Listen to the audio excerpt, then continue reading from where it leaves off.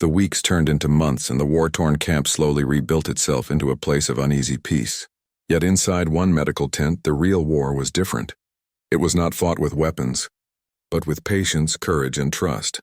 General Theros, once feared as the Iron Fang of the Drathan, now sat upright with the help of crude supports Daniel had built from scrap metal and salvaged machinery.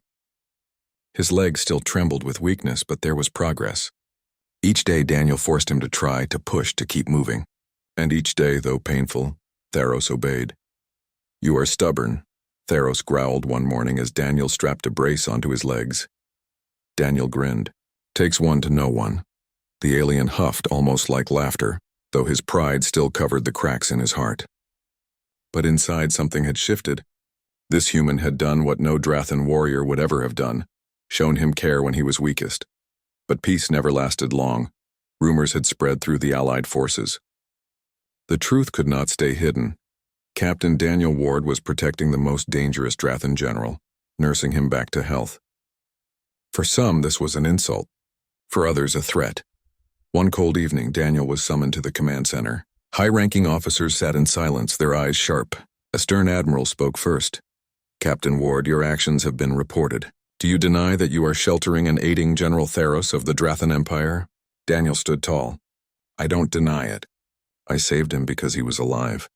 Because I refused to let him die helpless." The room filled with whispers. One officer slammed his fist on the table. "He is a butcher. You dishonor every soldier who fell to his armies." Daniel's voice did not shake. "And what do we gain if we become like him? If we let hate rule us, then what was the point of fighting at all?" The admiral glared. "Enough, Captain." "You are hereby ordered to surrender Theros. If you refuse, you will face court-martial and imprisonment." Daniel saluted stiffly. "Understood." But in his heart he knew he would not obey. That night he returned to the tent. Theros studied his expression and asked quietly, "They will come for me, won't they?" Daniel nodded. "Yes, and they'll come for me too." For a long moment the alien was silent. Then, with effort, he pushed himself upright, leaning heavily on the supports Daniel had built. "Then I will stand with you." It was the first time Daniel truly believed Theros' oath. The next day, it happened. A coalition force arrived at the camp, carrying the authority of many species. They surrounded the medical tent, their weapons ready. Soldiers filled the air with angry shouts. Some demanded justice, others demanded blood. Daniel stepped outside, his hand on his sidearm, though he knew he could not fight them all. His voice rang out steady and clear. "If you want him, you'll have to go through me." Laughter erupted from the crowd. "One man against all of us?" Someone sneered. But before Daniel could answer, a new voice cut through the air. Deep, powerful, and filled with pride. "Not one man, and me." The crowd turned in shock as Theros stepped out of the tent, leaning heavily on his makeshift supports. His legs trembled, but he stood tall, his massive frame casting a long shadow across the ground. Gasps filled the air. Many had expected him to be weak, broken, a husk of the warrior he once was. Yet here he stood, battered but unbroken, with a human soldier at his side. Theros raised his voice, speaking to the gathered soldiers. "I was your enemy. I brought war to your worlds, and for that you curse my name. I do not ask for forgiveness. I do not deserve it." The crowd grew silent, hanging on his every word. "But this human," Theros continued, pointing to Daniel, "saw more than an enemy. He saw a life worth saving. When all others turned away, he carried me, fed me, healed me. Not for power, not for glory, but because it was right." Daniel glanced up at him, surprised by the raw honesty in his voice. Theros' deep eyes burned as he looked at the soldiers around him. "You call him weak for showing mercy. You call him a fool for protecting me. But I say this, weakness is not in mercy. Weakness is in hate and fear and turning away when honor demands you stand. If a human soldier can show greater honor than a Drathan general, then perhaps it is I who must learn." His words rippled through the crowd like thunder. Soldiers who once demanded blood now hesitated, their weapons lowering. The coalition commanders exchanged uneasy looks. Then slowly, Theros did something no Drathan had ever done. He dropped to one knee. The effort was painful, his legs shaking, but he knelt fully before Daniel and the gathered soldiers. "I, Theros of the Drathan, pledge my life to the honor of this human. From this day I will not raise my blade against his people. His courage has bound me, and my oath will not break." The silence that followed was heavy and powerful. Even the wind seemed to pause. Daniel stood speechless, but his heart burned with pride. He had not only saved a life, he had changed it. The coalition could not argue with what they had witnessed. To execute Theros now would mean destroying the first true sign of change. Slowly they withdrew, though not without suspicion. In the days that followed, Theros was taken into custody, not as a prisoner of war, but as a potential ambassador. The galaxy watched with shock as the most feared Drathan general spoke of peace, repeating the story of the human soldier who saved him. As for Daniel, he was not court-martialed. Instead, he was quietly reassigned, his superiors unsure whether to punish or praise him. But he did not care for titles or recognition. He had done what his heart told him was right. Months later, back on Earth, Daniel visited a memorial wall carved with the names of the fallen. He laid a hand on the stone, remembering the countless lives lost in the war. As he stood in silence, a message arrived, a stone tablet delivered by alien envoys. Carved into it was a Drathan symbol of eternal brotherhood, alongside human letters. To Captain Daniel Ward, the only warrior who saw more than an enemy, my brother in honor. Theros. Daniel smiled faintly, his eyes wet with quiet emotion. He whispered to himself, worth it. And somewhere across the stars, a once feared alien general told his people of the day a human soldier carried him when everyone else turned away, and how that act changed the fate of a galaxy. The camp grew restless in the days that followed. Word spread quickly that Captain Daniel Ward had brought a wounded alien general into their care. Soldiers muttered behind his back, medics kept their distance, and commanders sent angry messages demanding explanations. Yet Daniel remained firm. He had chosen this path, and he would not turn away now. Inside the medical tent, General Theros lay on a reinforced bed. His massive frame dwarfed the human equipment, and many of the machines connected to him were improvised by Daniel. The medics refused to touch him, so Daniel learned to adapt. He read alien medical files, scavenged supplies from abandoned Drathan outposts, and experimented carefully to keep Theros alive. Every day was a struggle. The alien's wounds resisted human treatments, and his body demanded nutrients humans did not use. Daniel bartered and begged for alien food supplies from neutral traders, often using his own rations to pay. He barely ate, but he refused to let Theros starve. At first, Theros mocked him. You waste your strength, the alien said one evening, his deep voice heavy with scorn. I was your enemy. I led armies that crushed human colonies. Do you think your kindness erases that? Daniel did not look up as he stitched a wound. I don't care about erasing anything. I care about doing what's right. Theros gave a dry laugh, more bitter than amused. Right, there is no right, only power. You humans pretend you are noble, but in the end, you are like every species. Hungry for survival. Daniel met his eyes. Maybe we are. But survival doesn't mean abandoning honor. You wouldn't understand. For days this was their pattern, mockery from Theros, stubborn replies from Daniel. Yet as time passed, their conversations began to shift. One night, when the camp was quiet, Daniel spoke about Earth. He described the blue oceans, the green forests, the crowded cities where people of different nations once fought each other, but later learned to unite. We used to hate each other just like we hate you, Daniel said softly. But we learned. We found ways to become allies. If we didn't, we would have destroyed ourselves long ago. Theros listened in silence. His eyes glowed faintly in the dark. Your species united because you had no choice, he said at last. The strong consumed the weak until balance was forced. Daniel shook his head. No, it wasn't just force. It was choice. Someone had to decide to forgive first. Someone had to say, we will not continue this cycle. That's what made the difference. The alien general turned his gaze away, but Daniel saw something change in his expression. The scorn was weaker now, replaced by thought. In the days that followed, Daniel continued his work.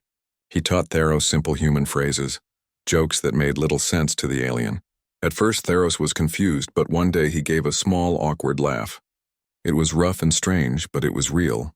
Their bond deepened during danger. A patrol of alien soldiers from a rival faction discovered that Theros was alive. They wanted his head, believing his death would close the wounds of war. They came at night, sneaking into the outskirts of the human camp. Daniel heard the alarms too late. By the time he reached the tent, the attackers were already inside. He drew his sidearm, standing between the assassins and the paralyzed general. "Stay back," he shouted, his voice filled with defiance. The alien sneered. "Move aside, human. That creature slaughtered millions. Do not protect him." Daniel's hand shook, but he stood firm. "I won't let you kill a helpless man." The attackers laughed at him, but Daniel did not waver. His squad, hearing the noise, rushed in and drove the assassins away. But when they saw Daniel guarding Theros, their anger grew. "You risked your life for him?" one soldier shouted. "You're protecting a monster." Daniel looked around at them. His voice was calm, but his eyes burned with conviction. "I'm protecting life. That's the difference between us and them. If we forget that, then what's the point of winning this war?" His words left the soldiers silent, though not convinced. They left with anger in their eyes, but Daniel knew he had planted doubt in their hearts. That night, Theros spoke quietly. "You would have died for me, a human soldier standing alone against many, for an enemy who cannot even walk. Why?"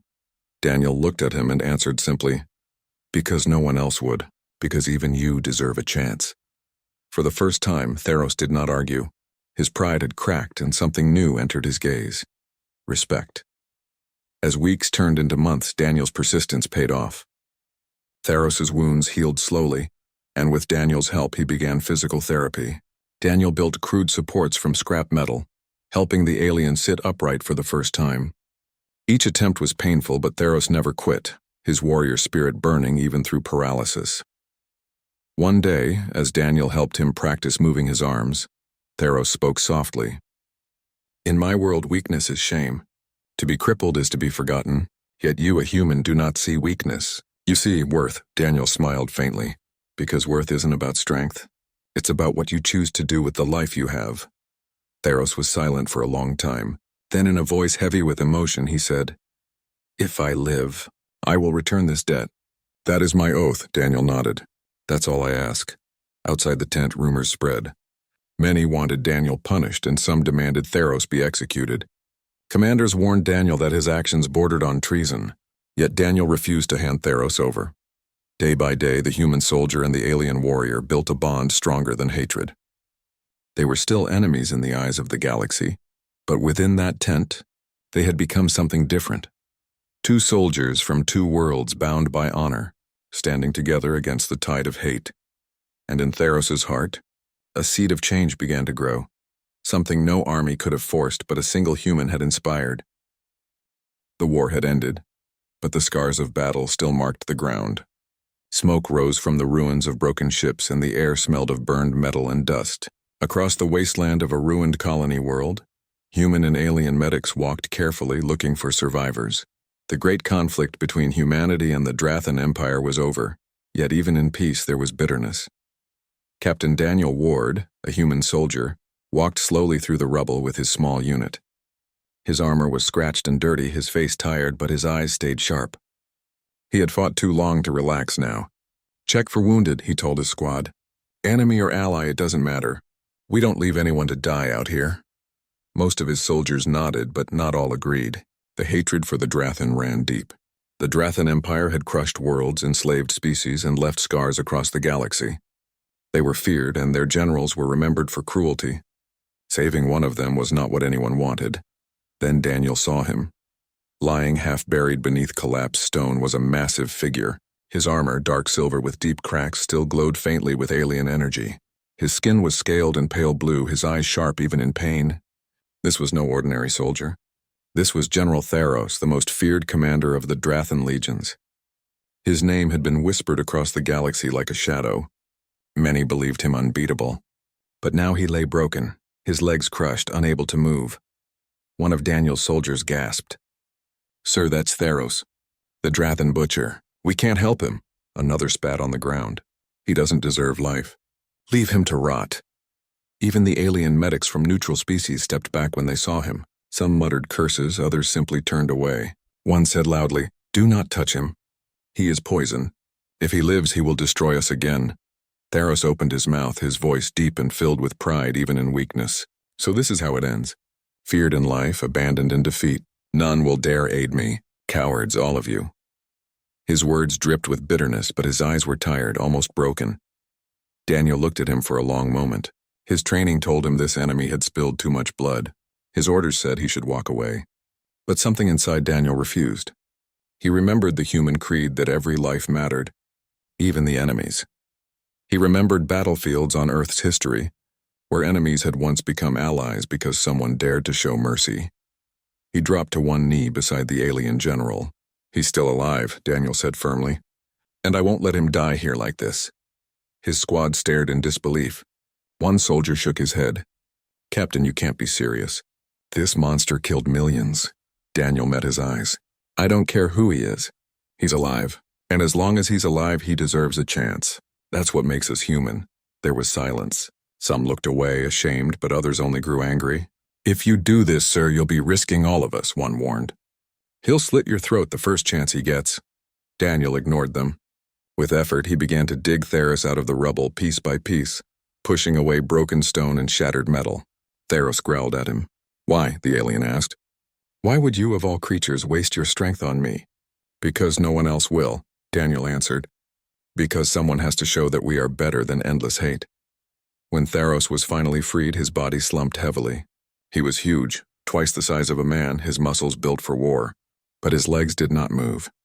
The lower half of his body was useless, his spine broken. The medics nearby refused to step forward. One even turned his back. Daniel sighed, then did the unthinkable. He crouched low, pushed his shoulder under the alien's heavy arm, and began to lift him. The weight almost crushed him, but he gritted his teeth and rose to his feet. His squad shouted in shock. "Captain, what are you doing?" Daniel staggered but held on. "I'm carrying him back to camp. If you don't want to help, then stay behind. But I won't abandon him." Step by step, he carried the paralyzed alien across the battlefield. Other soldiers from different units stared in horror and disbelief. Some spat insults, others laughed bitterly. "Look at the fool," one muttered. "Saving the very monster who burned our cities." But Daniel did not stop. Sweat poured down his face, his back screamed in pain. But he carried Theros like a burden of honor.